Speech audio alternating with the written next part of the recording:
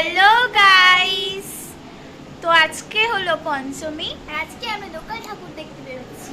আজ আমরা দমদমে থাকি, তো আমাদের দমদমের যে লোকাল ঠাকুরগুলো রয়েছে সেগুলো আজকে আমরা দেখতে বেরোবো।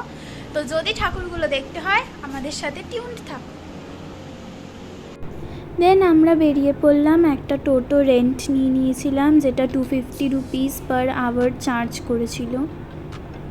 ফার্স্ট ঠাকুর যেটা আমরা দেখেছিলাম সেটা আমরা টোটোর থেকে আর নামিনি। এটা গোড়া বাজারের কাছেরই একটা পুজো, খুব সুন্দর করেছিল ঠাকুরটা।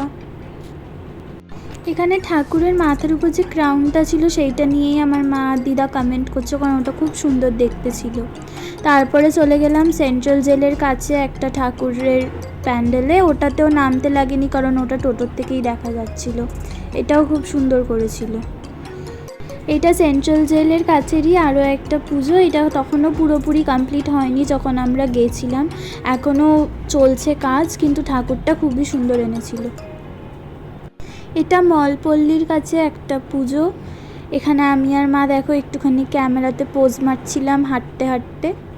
আর মায়ের পাটা আমাকে বাঁচিয়ে বাঁচিয়ে চলতে হচ্ছিলো, কারণ পা ফ্র্যাকচার করে ফেলেছে, তো কিছু করার নেই। আর এখানে আমি আমার দিদাকেও একটু দেখালাম, মজা করলাম আমরা এই জায়গাটাতে এসে খুবই। এটা ছিল ঠাকুরটা। এটার আমার মতে কন্ট্রাস্টটা খুব একটা ভালো দিতে পারেনি পেছনের ব্যাকগ্রাউন্ডটার সাথে, বাট তাও ওভারঅল ভালোই ছিল। আর প্যান্ডেলের ডেকোরেশনটাও দারুণ ছিল এখানে। অর্জুনপুরের কাছের এই একটা প্যান্ডেল দেখেছিলাম, যেটা পুরোপুরি লিভস দিয়ে করেছিল, ড্রাই লিভস। আর ঠাকুরের মুখটাও এখানে দারুণ এনেছিল, মানে ফিগারটা ভালো ছিল।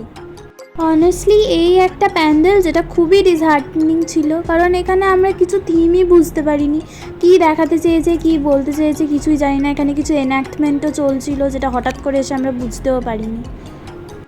এটা ছিল কাজীপাড়ার একটা পুজো। এটার থিম ছিল কেদারনাথ টেম্পল। এখানে আমি ক্যামেরাটাকে ঠিক করে প্লেস করারও জায়গা পাচ্ছিলাম না, কারণ এত ভিড় ছিল। ফাইনালি আমি ঠাকুরের মুখটা দেখাতে পেরেছি। এটা অমরপল্লীর একটা প্যান্ডেল। দেন ফাইনালি আমরা চলে গেলাম 1 নম্বরে। দুটো প্যান্ডেল হয়েছে এখানে, অনেকই ভালো ভালো। তার মধ্যে এইটা একটা, আর আমার বাবা আর বোন সবসময় আগে আগে হাঁটে।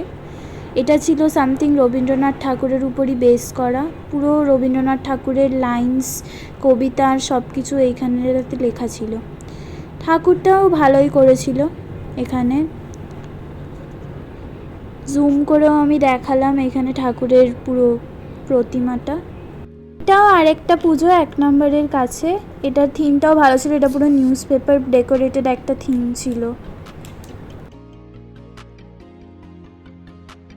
পুরো ভিউটা দারুণ লাগছিল দেখতে। আর এখানে পুরো চক্রা চক্রা মতো করা রয়েছে। আর ঠাকুরটাও মানে একটা অন্য টাইপের এনেছিল।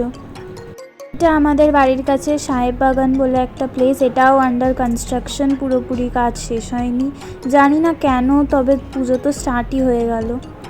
তারপর আমরা চলে গেলাম আমাদের পাড়ার ঠাকুরটা দেখতে। দেন আমি আর বোনু একটু হাঁটছিলাম। পুরো উপরে দেখো পুরো টানেলের মতো লাইটসগুলো আমাদের পাড়াতে ডেকোরেটেড হয়ে আছে।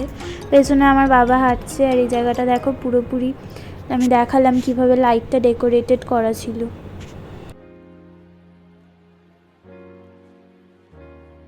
ফাইনালি আমরা বাড়িতে ফিরে এসেছি। তাই আমরা বোকা ছোটা হয়ে গেছি। আমার মা কি কি সব বলছে দেখো।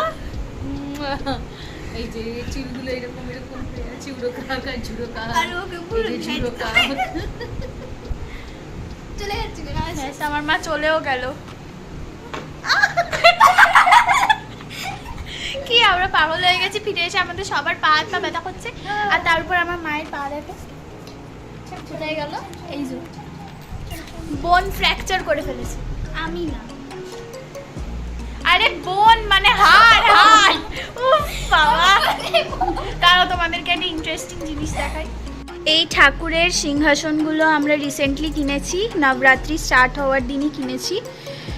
অনলাইনেই কিনলাম। আর এই কলকা ডিজাইনসগুলো যেগুলো করা সেগুলো সব বোন করেছে। ওর ড্রয়িংয়ের হাতটা খুবই ভালো, তো এই সমস্ত কলকাগুলো বনি করেছে। আর এইগুলো আমরা কিনেছি রিসেন্টলি। কমেন্ট করো কেমন দেখতে। আর এই দেখো এই টুনি লাইটসগুলো দিয়ে আমরা সাজিয়েছি এটাকে।